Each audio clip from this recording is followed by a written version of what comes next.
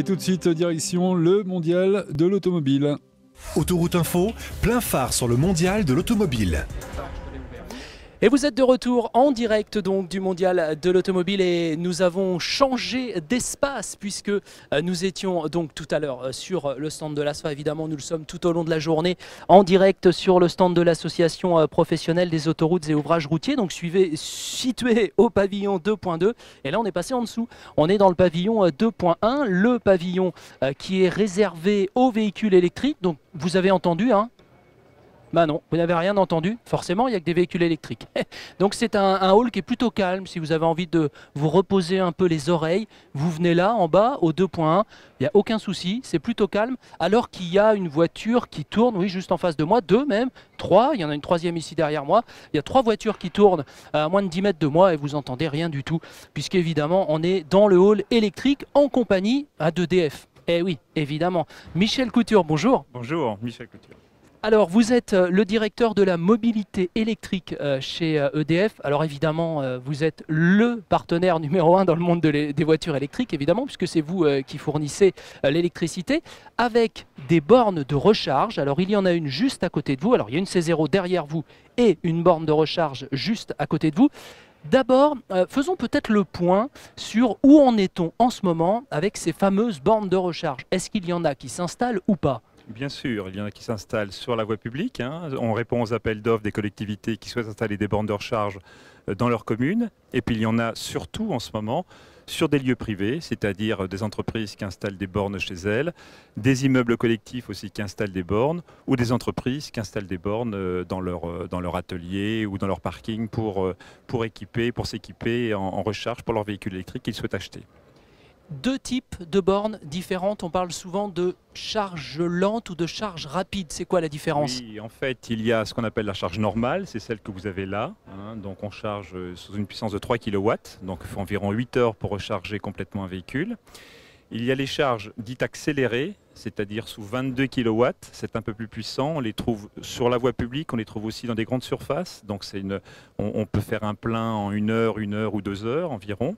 Et puis les charges rapides, telles que la borne que vous voyez là, qui est donc une borne qui recharge sous 43 kW et qui peut faire un plein en moins d'une demi-heure. Et celles-là, on les trouve plutôt dans des stations-service d'autoroute, c'est leur destination normale. Oui, parce que précisons que la borne qui est à côté de nous, là, qui est juste à côté de nous, c'est un petit boîtier, en fait, hein, qui est posé là, tout simplement, alors que la borne dont vous venez de me parler, elle fait 2 mètres de haut, c'est un monstre par rapport à la toute petite, donc évidemment, ça va beaucoup plus vite. Demain, sur cette antenne, on va beaucoup parler infrastructure routière. Et ça, c'est de l'infrastructure.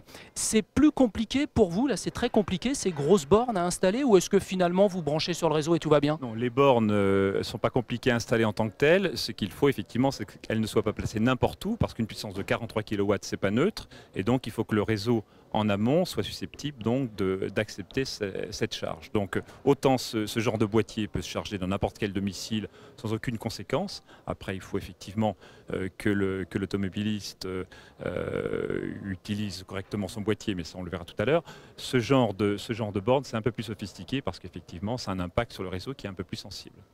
Alors justement, faire le plein d'électricité, si j'arrive chez moi, je peux brancher dans la prise ou pas? Alors, c'est pas recommandé. C'est pas recommandé. On ne sait pas du tout dans quel état sont vos prises, si vous avez une prise de terre, etc. Donc, il y a des boîtiers qui sont faits pour ça et il faut utiliser les boîtiers qui sont faits pour ça. C'est comme tout. Donc, le plus simple, c'est d'équiper d'un boîtier qui va bien de ce type-là. Que nous allons payer? Qui est à charge, effectivement, de l'utilisateur, de brancher le véhicule et après, on ne s'occupe plus de rien. Autrement dit, ce n'est pas parce qu'on branche le véhicule que le véhicule se recharge. Il se recharge au bon moment, donc pendant les heures creuses ou lorsqu'on l'a programmé.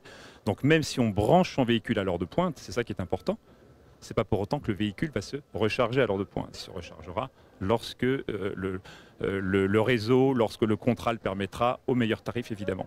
Oui, parce que voilà, alors là vous parlez tarif et puis vous parlez aussi recharge parce que on l'a entendu dire, évidemment, on sait qu'en période d'hiver, EDF, vous avez du mal à fournir tout le monde. Si en plus on rajoute des voitures, c'est la rupture ou pas? Non, non, ce qu'il faut savoir, c'est que même si le plan gouvernemental, le plan du livre vert est respecté, donc s'il y a 2 millions de voitures électriques en 2020, ce qui n'est pas encore gagné, Donc même s'il y a donc, ces 2 millions de véhicules, ça correspond à moins de 1% de la consommation totale, des 470 TWh qui sont produits aujourd'hui, donc moins de 1%, donc c'est l'épaisseur du trait. Ce qu'il faut, c'est évidemment que tous les véhicules ne se rechargent pas à la même seconde, à l'heure de pointe bien entendu. C'est la raison pour laquelle il y a des boîtiers avec des gestionnaires d'énergie qui font ça très bien, et donc les véhicules se rechargent pendant les heures creuses. Alors avant d'aller faire le plein, parce qu'on va y aller quand même, hein, faut pas non plus. Ça coûte combien la borne? Vous disiez tout à l'heure qu'il fallait s'équiper. Nous les installons, des concurrents aussi. L'ordre de prix donc, de ce boîtier installé, c'est quelques centaines d'euros. Donc suivant l'installation qu'il y a à faire, parce qu'effectivement si le garage est à 50 mètres ou si on met la borne juste sous le boîtier électrique, c'est pas les mêmes travaux évidemment. On peut considérer que c'est quelques centaines d'euros. Donc 6, 7, 800 euros suivant les travaux qui sont à effectuer au domicile. Bon, bah allons-y. Alors on va faire le plein. Alors, je prends celle-là qui est plus proche. Hein. allez-y. Voilà. Prenez la petite. Voilà. Alors il a pris le petit pistolet qui est sur une borne. On est en train de faire le tour de la C0. Alors attendez, bougez pas, je vous rejoins, Monsieur Couture. Je vais essayer de me rapprocher. Hop, encore un petit peu. Voilà. Alors c'est ouvert et là vous branchez. Et voilà, tout simplement. Simplissime, c'est clippé et je déclipe s'il le faut. Voilà. Hop, je retire, tout simplement. Et on sait comment quand c'est plein? Alors là également c'est automatique parce qu'avec ce gestionnaire d'énergie, il y a une communication entre la borne et puis le véhicule qui permet de voir quand le véhicule est plein. Et donc la recharge s'arrête automatiquement une fois que la batterie est chargée. Allez, on va continuer notre petite balade. On va faire une balade en voiture électrique dans quelques minutes. Avant cela, on va donner la priorité à l'actualité trafic. Eh bien, nous sommes de retour au Mondial de l'automobile et plus précisément d'ailleurs, nous sommes au bord de la C0. Alors d'ailleurs, merci à Eric Fromentin, à Sébastien Bontemps, à tous les moyens techniques de GoPro. J'aime autant dire que Eric notamment et Sébastien sont derrière moi, là dans la voiture. On a tout mis, hein, l'ordinateur, les micros, ils sont tous montés derrière. Et puis Monsieur Couture, hein, évidemment, d'EDF, puisque c'est vous qui êtes au volant. Alors voilà, j'ai fermé la portière. Alors, dites-moi, comment ça marche une voiture électrique? C'est très simple, hein. Il suffit de tourner la clé comme sur tout véhicule, hein, donc voilà, et voilà. Et la seule différence, c'est qu'on n'entend rien.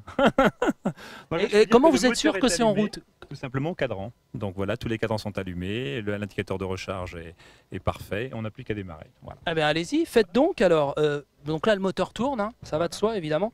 Ça fait un bruit, j'aime autant vous dire que c'est beaucoup de bruit. Alors, on va reculer incessamment sous peu, on devrait y arriver normalement. Voilà, on va faire redémarrer. Ah oui, ça complique les choses, hein, l'air de rien, l'électrique, parce que il faut arriver à être sûr que la voiture a démarré, et puis ensuite, eh bien, il faut arriver à enclencher tout ça. On devrait y arriver, hein, normalement assez rapidement. Ah là, ça a fait clic, il a dit ready là-bas, voilà, prêt en anglais. Donc là, on est en train de reculer. Il faut y aller doucement avec la pédale, hein, si je ne me trompe pas. Oui, c'est pas plus doucement qu'avec un autre véhicule, hein, simplement je suis prudent, voilà, tout simplement. Voilà. Alors, je précise quand même, on est sur un circuit, hein, on n'est pas sur la route quand même, parce que j'aime autant vous dire qu'avec mon micro et tout le monde derrière, et puis Monsieur Couture qui me parle en même temps, ce serait pas très sérieux.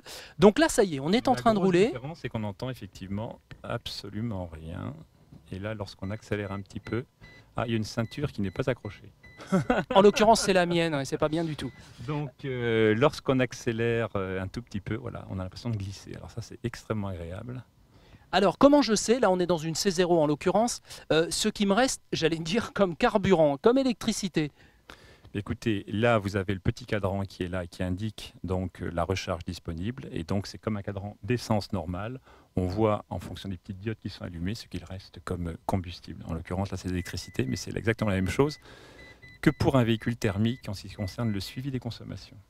Et il y a un compteur un peu particulier au-dessus des kilomètres-heure avec des couleurs. C'est quoi l'idée? Voilà, l'idée c'est de savoir si on est en charge ou en décharge. Parce que ce qui est intéressant avec un véhicule électrique, c'est que lorsqu'on est en décélération, eh bien, le moteur se recharge. Ah, ça se recharge tout seul quand on ralentit? Absolument, il y a une récupération d'énergie qui fait que lorsque le moteur, d'ailleurs on le sent aussi, la décélération, on consomme beaucoup moins de frein du coup, puisque le frein moteur est plus puissant qu'un moteur thermique, et surtout il y a une récupération d'énergie qui se fait automatiquement. Donc on voit si on décharge ou si on charge. Bon, alors en radio, je dois bien avouer qu'on n'est pas super fan de ces voitures parce qu'on n'entend rien. Donc du coup en radio, c'est bien pour les interviews, remarquez, Ouais, on s'entend très mais bien. Je peux vous dire qu'en ville, lorsqu'on se roule en ville très souvent, comme c'est mon cas, le fait que ce soit très calme ou le fait qu'on puisse écouter une radio très sympathique, n'est-ce pas, c'est quand même beaucoup plus amusant et beaucoup plus intéressant que lorsqu'il faut hurler pour entendre son voisin ou pour écouter une belle radio. Alors, on va en revenir à la question évidemment que tout le monde se pose, c'est combien on peut rouler de kilomètres avec ce type de voiture.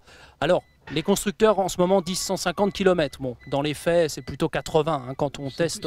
C'est plus que ça. Ben, regardez ce véhicule dans lequel nous sommes, c'est le véhicule qui a servi à l'Odyssée électrique, donc à nos deux jeunes dont on a beaucoup parlé, pour faire plus de 26 000 km. Et avec des parcours très acrobatiques, ils se sont chargés 300 fois. En fait, on peut, avec ce genre de véhicule, dépasser très facilement les 100 km. On va arriver rapidement à des batteries avec une plus haute autonomie, parce que j'imagine que vous, EDF, c'est votre rêve, c'est votre Graal de pouvoir stocker l'électricité. C'est certain. Nous sommes EDF fait des recherches sur les batteries depuis que l'entreprise existe, hein, depuis plus de 60 ans. Et effectivement, c'est le Graal de l'électricien de pouvoir stocker ce fluide qui est fantastique, mais qui se stocke bien mal, hein, en définitive. Donc, il y a eu des progrès constants depuis 60 ans. Et il y en a eu surtout, et c'est la raison pour laquelle la mobilité électrique, à mon avis, est rentrée dans une phase qui est irréversible.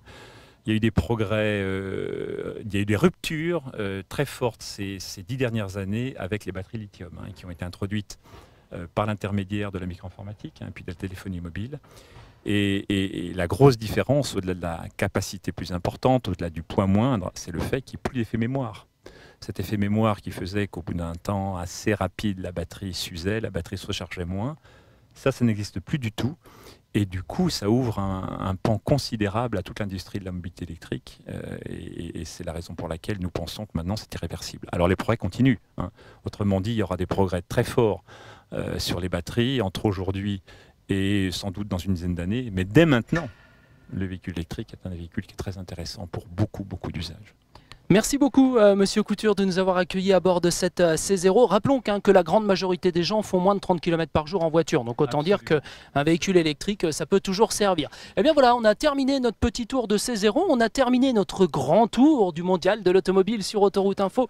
Pour aujourd'hui, je vous donne rendez-vous demain. Ce sera dès 10h, toujours en direct du mondial de l'auto. Et demain, notre journée sera consacrée aux infrastructures routières. Place maintenant à l'infotrafic.